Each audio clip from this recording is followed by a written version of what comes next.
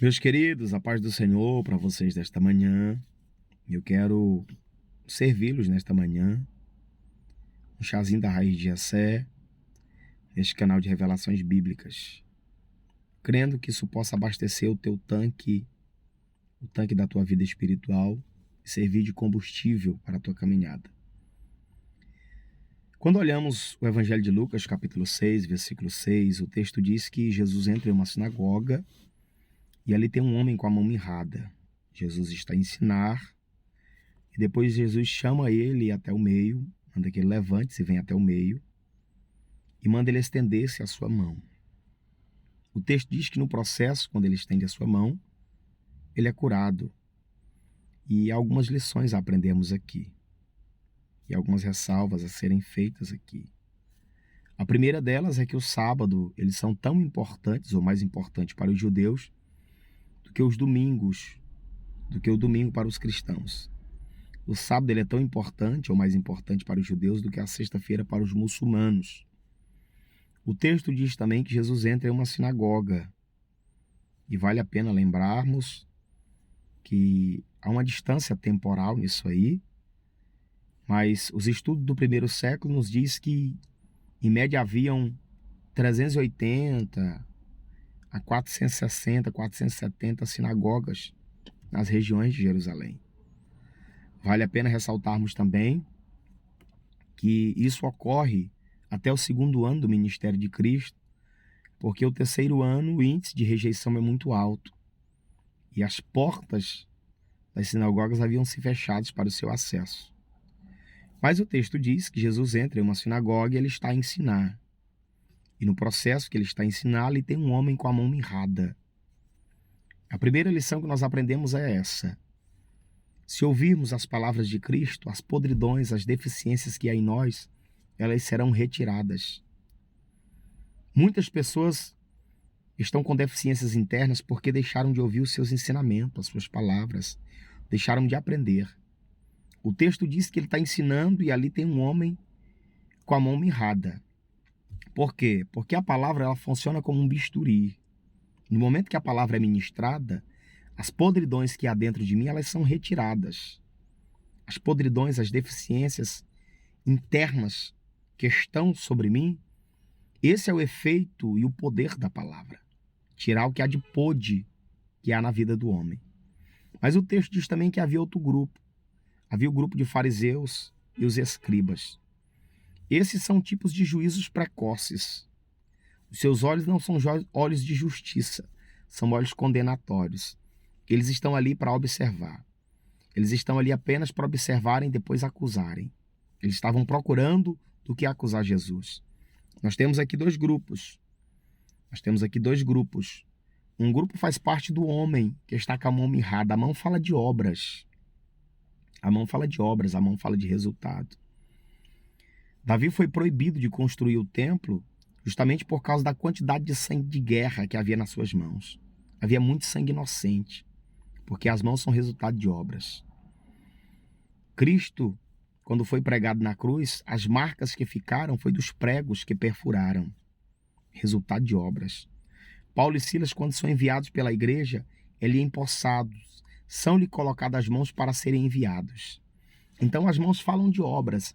E a mão deste homem, a mão mirrada, a mão ressequida, fala dos bloqueios espirituais, fala do galho infrutífero, não produz, não tem resultado, não tem êxito.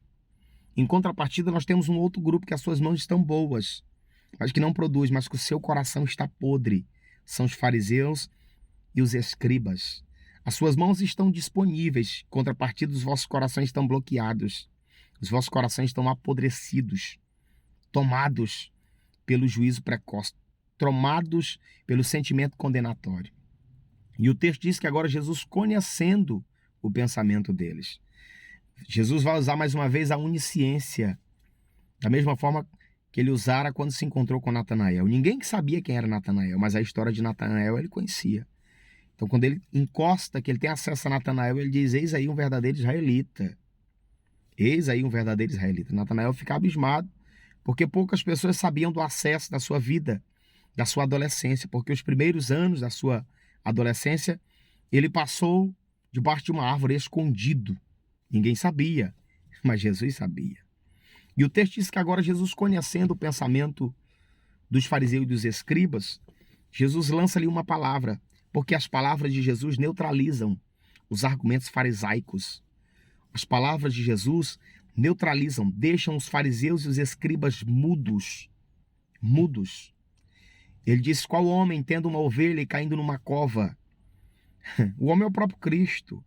A ovelha é o homem com a mão mirrada. A cova é a deficiência. Jesus leva um homem em estado de humilhação.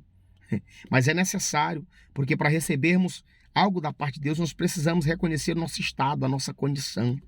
E esse é um dos passos da deficiência do ser humano, não reconhecer o seu estado, a sua deficiência, a sua condição que se encontra. E o texto diz que agora, depois dele silenciar os escribas e fariseus, ele chama o homem até a frente, chama o homem até o meio. Por quê? Porque a ausência de produtividade, a ausência de resultado de obras, ela te tira do centro, ela te coloca à parte.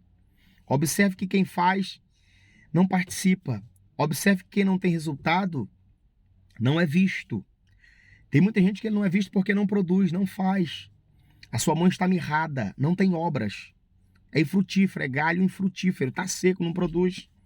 Ninguém olha para galho infrutífero. Ninguém olha para galho que não produz, está sem resultado.